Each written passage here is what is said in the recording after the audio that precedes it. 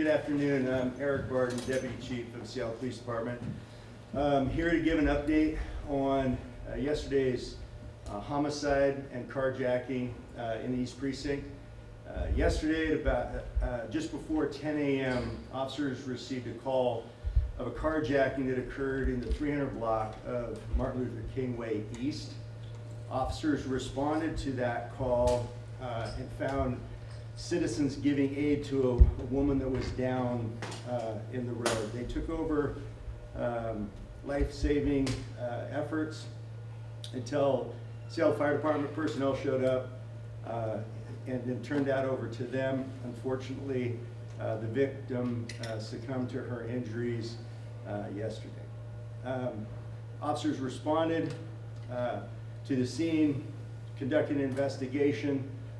The citizens were very, very helpful, very cooperative. We had a number of citizens that, as the incident was occurring, stopped and tried to help the woman as she was being victimized. Individuals stopped. I'll tell you a little bit more about the details once I kind of give the sketch of the incidents as it played out over the day, but tried to stop and help her. Later in the day, citizens reported that an individual was hurting a dog at Brighton Playfield. Animal control officer was dispatched to that scene, found a dog that had been stabbed to death at that scene, and noticed that the name on the collar of the dog that was deceased, the owner of that dog was the same name as our victim, Ruth Dalton, in the homicide. Officers then responded, were able to locate the victim's vehicle. The carjacker was able to leave the scene of the original carjacking in the victim's vehicle. That vehicle was located down near Brighton Playfield. Our latent print techs and our crime scene investigators responded to that scene, processed that vehicle. Our latent print examiner was able to lift a print off of the victim's phone that was left in the vehicle, which identified our suspect. Our suspect is a 48-year-old Jamed K. Hayes, Seattle resident. Subsequent to that, officers set up surveillance on locations that we believed we might locate Mr. Hayes. This morning, Mr. Hayes was observed in the area of his residence. Our SWAT team was able to safely make an arrest at that time. At the time of arrest, the subject had a knife in his possession with some blood on it. He also had Subaru keys that subsequently were tested on and are from the victim's vehicle. We can turn this picture around here. You can say you can see it, but you can't. So obviously these are the keys that were on the suspect at the time of his arrest, and this is a screenshot from a video that a citizen had taken after the incident when the suspect was driving away. You can see her vehicle was severely damaged during this incident, and he still had the keys on him when he was taken into custody. So a little bit about the details, then I'll answer some questions. Sometime before this incident ended up in the 300 block of Martin Luther King Way East, the suspect had gotten into the passenger seat of Ms. Dalton's vehicle. She was in the driver's seat of the car. There was at least 2 dogs in the vehicle at the time. There was a struggle. The vehicle was driving on ML King, and there was some sort of a struggle in the vehicle. The vehicle drove up onto the planter area, grass next to the road. There was a struggle there. The suspect was trying to push Ms. Dalton out of the driver's door of the car. She was resisting. That is when citizens stopped their cars in the road to come and assist her. One of the citizens came up to the car to engage with the suspect, and he produced a knife.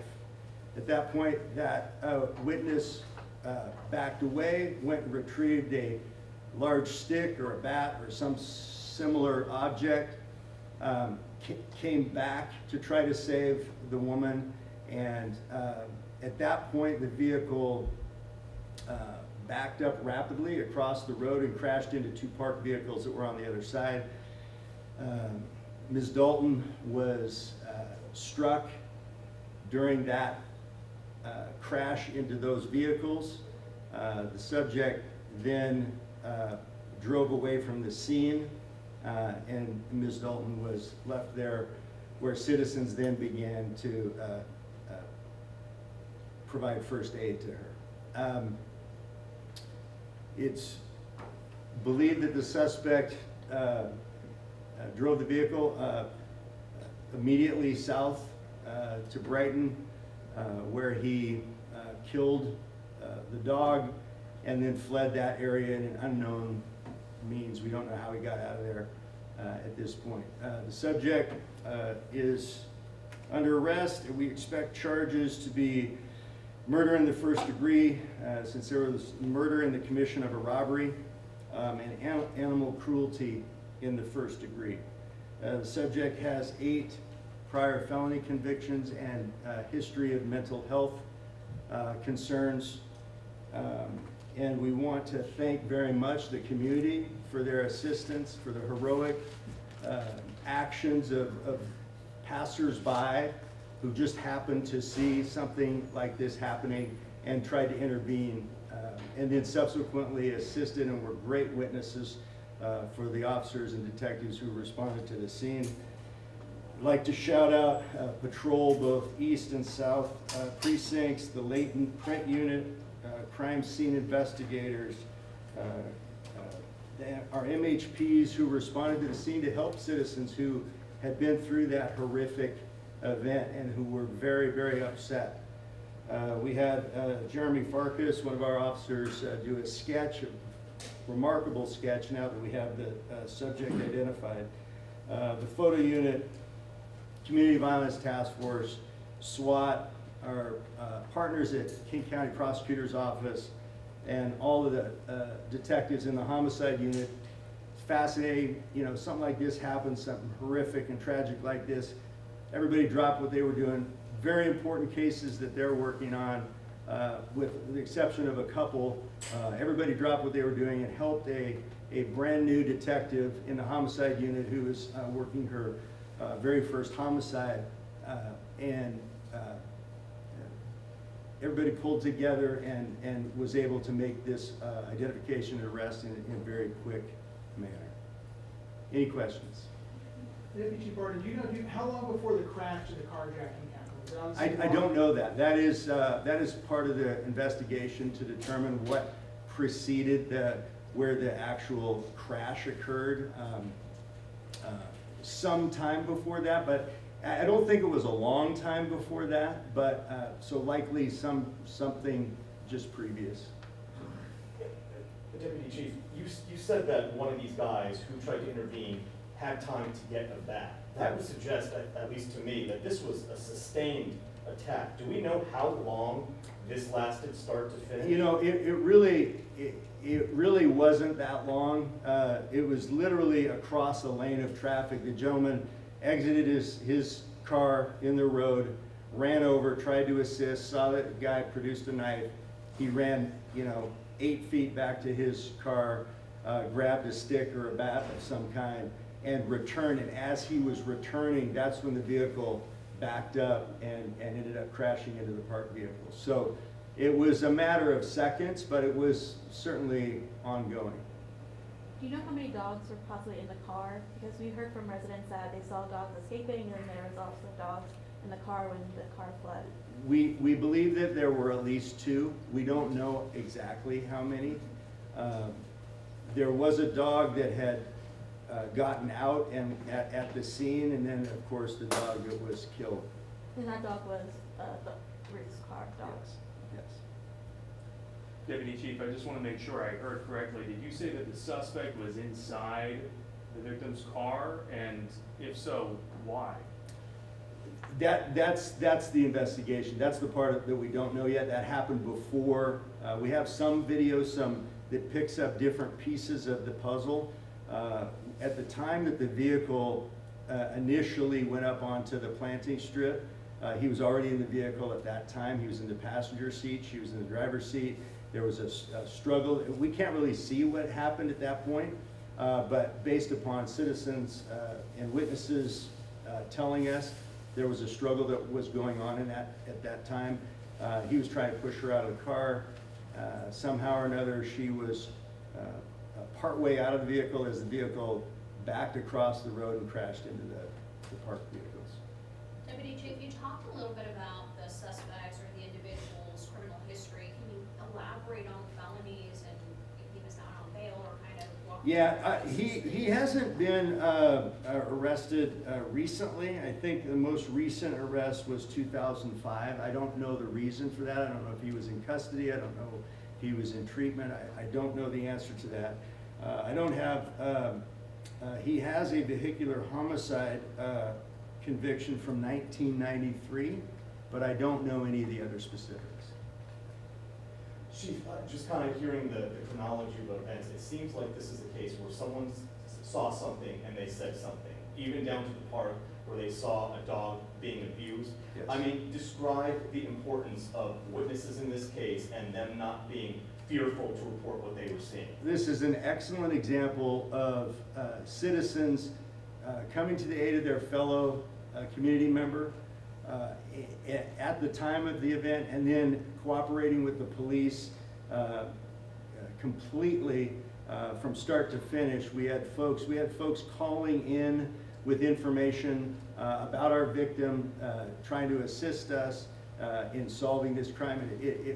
This was a great collaboration with community and collaboration internally within the police department to take this dangerous man off the streets. Do we know the fate of the other dogs that were in the car? I do not. I believe that dog is safe, but I'm not. I haven't heard anything other than that other dog is fine. Deputy Chief, we had heard that Ruth was a dog walker and people in the neighborhood knew her. Yes. Can you explain how they knew her? Yeah, it's been relayed to us again by citizens in the community that she was a well-loved 80-year-old woman who still was operating her dog walking business, and her vehicle had been outfitted specifically for carrying dogs, etc. And many people in the community knew her by virtue of the fact that she was seen walking around the community all of the time, and also obviously walking some of the dogs from the neighborhood. Is there any interaction between the two? Do they know each other? We don't believe so. We believe this is a random incident. We don't believe there's any connection between them at this point. Deputy Chief, talking about the victim in this case, what's the message that you have for her family? This was an 80-year-old going about her day doing the most innocent of things, and this is what happens. What do you say Exactly. to her This family? is a tragic and horrific incident where a wonderful member of our community was active and participating vibrantly in her community at 80 years old, and that was snatched from her and from her family and her friends and the community by virtue of this senseless, violent act. Has anything in the investigation yielded any kind of indication of a motive? I mean, we keep hearing from neighbors over and over again, how could someone do this? And not just the tragic killing of Ruth Dalton, but to then stab the dog. Yes, start to finish, this case is troubling and horrific. I can't imagine,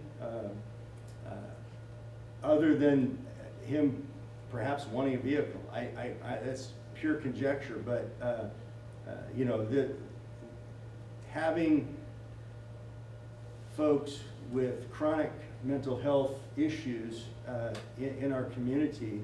This person has a history of, he's within our systems, it's logged that he is a violent person. Did he have a weapon on him when he first got into the vehicle? I have no idea where he obtained the knife. He presented the knife while in the vehicle. He presented the knife to the gentleman that was trying to help Ruth. And then he had the knife on him when he was arrested today. Do you have a description of the knife? No. Could you provide details of his arrest and how that went? We had plainclothes officers surveilling the area that we anticipated that we would find him in. Officers located him. We had our SWAT team standing by when he was located, and it was confirmed to be our suspect. SWAT moved in and made an arrest. And you found a fingerprint on the phone, correct? The fingerprint was found on Ruth's phone within Ruth's car after the dog was found dead. One or two more. Thanks all, appreciate it. One word, do Oh. you remember what his specific crimes were, like around 2005? The only thing I have noted here is a vehicular homicide from, what did I say? 1993. Where was that? I don't know. Thanks all.